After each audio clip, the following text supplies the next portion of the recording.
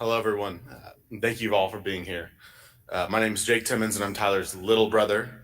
And just remember the little brother part. I'll get back to that in just a minute. Every time I've given a speech about my brother in my life, I've always thrown in some heavy sarcasm and playful digs at my brother. Because I'll be honest, I'm a Timmins, and if a Timmins ever describes you without taking a jab sarcastically at you, you should really be concerned that Timmins even likes you. I told myself many times before writing this that I was going to take it easy on my brother today and not throw him under the bus given the circumstances. But, yeah, you know where this is going. The more I thought about it, and the more I confirmed with Lindsay, the more I would know that for a fact that he would not want me to give this any other way. This is evident by his response to the best man speech that I was fortunate enough to give to him just a few weeks ago. And let me tell you, I didn't hold anything back then. And he came up with joyful tears of laughter after my speech and gave me one of those big Tyler hugs that he was famous for. And he said, "That was perfect, little bro. I love you." Additionally, you will soon hear a very unique and beautiful gospel rendition of Ice Ice Baby from our good friend Eddie, who's very talented. And it will be a true testament to the fun-natured man-child that my brother was. Okay, back to the little brother comment. So I'm 4 years younger than Tyler, but as I was writing this, I started thinking back to all the times Tyler's introduced me to his friends over the years. And every single time I remember him strongly clarifying that I was his little brother. Not just brother. He made sure to emphasize little every time he said it. I never really thought a lot about that before he passed, but as I've been thinking about him and our relationship and stories over the past week, this small little clarification he always used seemed very interesting to me.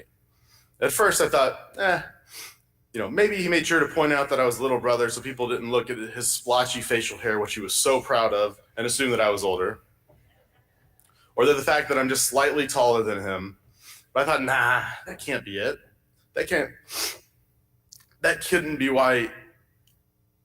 Excuse me. That couldn't be why, as all anyone would really have to do is look at my forehead and look at his 5 head, and they'd know for sure that he was older.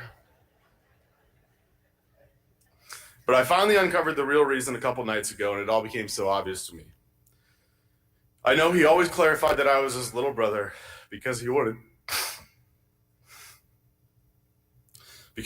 people to know that I was his family and that he was my protector and he was my family's protector. And if anyone messed with me, they'd have to go through him, just like he has always protected Lindsay and Chloe, and he will always continue to do so. I wanted to quickly take a couple seconds to thank a few groups of outstanding people. There are too many to thank all, but I specifically like to name a few that have been instrumental over the past week for me and my family. First, I want to say I thank Eric, Keith, Catherine, and the entire COPS team. The 24/7 support and organization that you've shown to Lindsay, myself, and our entire family has been nothing short of heavenly. You all are truly incredible people, angels, and are now forever family. Thank you. I'd also like to thank the entire Backstoppers team who came in right away with support and love, and the Gateway Convention Center owner and team for opening up their doors and providing this beautiful facility to send my brother off with the true hero send-off that he deserves. I'd also like to thank Marty Marks and the entire Marks Mortuary team, as well as all of the law enforcement, community, first responders, his brothers and sisters in blue, which are now my and my family's brothers and sisters in blue forever. All the outpouring from the local community, businesses, owners, friends, and family, all the signs, tributes, messages, flags, and everything else have truly been heartfelt. So thank you each and every one of you. We truly could not have gotten through this week without you all, and for that we will forever be grateful. All right, so I'm gonna share a few stories of us growing up. So now back to Tyler. You've heard a lot about Tyler from a law enforcement and husband standpoint and softball standpoint, so I wanted to provide a few comments of what it was like growing up with Tyler. First and foremost, we had incredible parents.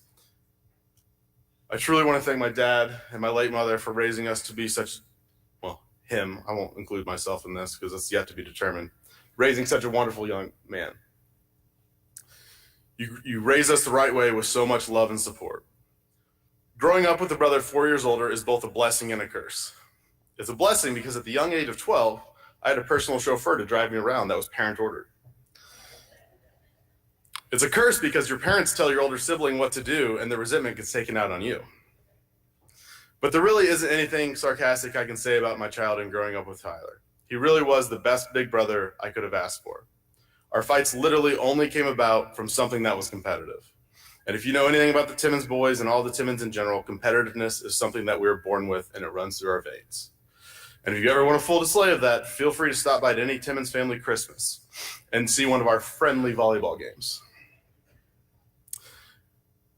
That competitiveness was on full display growing up with Tyler. From video games in the basement to wiffle ball, pickup football games, and even fighting over which Beanie Babies mom brought back were ours, we both always wanted to win and we left nothing on the line. I was clearly not as talented as Tyler, being 4 years younger than him, but he always allowed me to participate with him and his friends, and that pushed me to be better in everything that I did.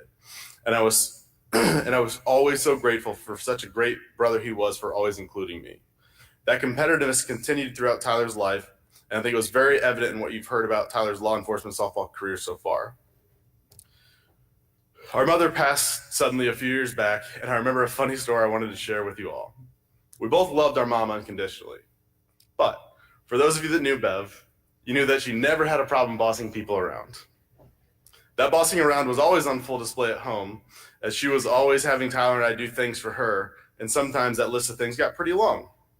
My mom also often got many migraines in the evening, so sometimes when it was later in the night and we'd already completed our 7,000th task of the day for mom, she'd ask one of us to bring her some Tylenol as she had a migraine.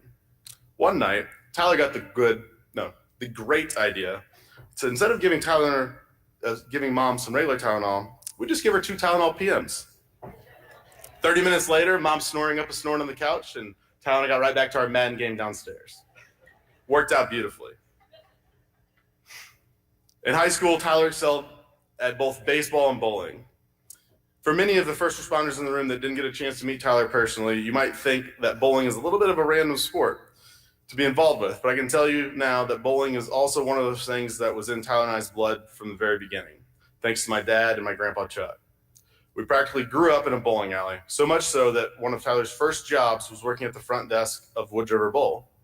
During that job, Tyler had a run-in with a robbery at the front desk where he was robbed at gunpoint and he was probably just 16 or 17 years old. Thankfully, nobody was hurt, but I'm positive that was one of the experiences that fueled Tyler's desire to get in the law enforcement community.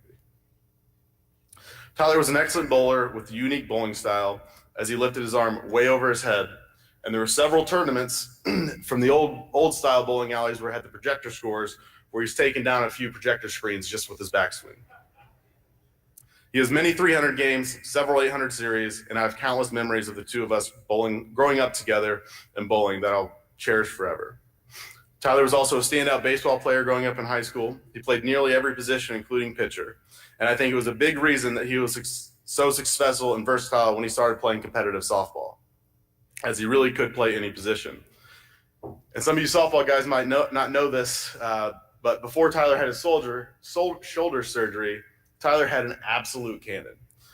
There are countless times I remember watching him gun someone out from left or right center field, just daring the runner to test him. A frozen rope and an out later, and you could just see that little smirk on Tyler's face as he nailed the guy in the outfield.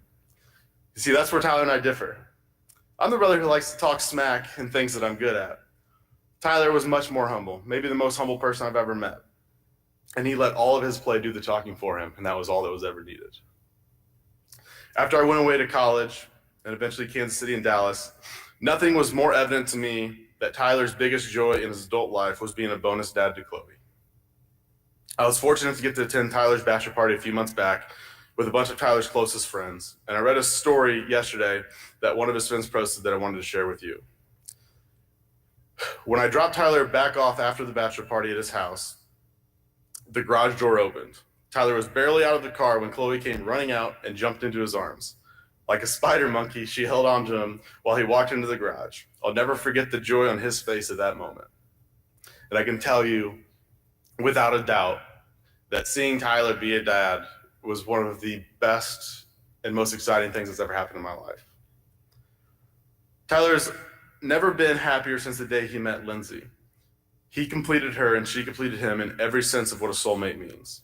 Although he was a huge procrastinator, which was evident by you guys being together for 5 years before he even proposed, he told me at a very early age, or very early in that relationship, that you were the one. And there's never been anything in my life that I've been more confident in. I love you, sis. Lindsay and Chloe, while I have no doubt that Tyler will always be there for you both and our entire family, as was no more evident than when the cover of the Rolling Stones randomly came on as I was cleaning out the garage the other day, that somehow was on his procrastinated list of things he never got around to. I want to let you both know that Sabrina and I will always be there for both of you, for every step of the way, we'll be there for you every step of the way, and I cannot wait to repeatedly fail to fill the Tyler shoes for you both. Because even though my feet are 3 sizes larger, nobody will ever be able to fill the humor, generosity, and love that was and will always be Tyler. But I will always do my very best for both of you. Lindsay, you are family, and no matter if you like it or not, you are stuck with us forever. I love you, sister. And Chloe,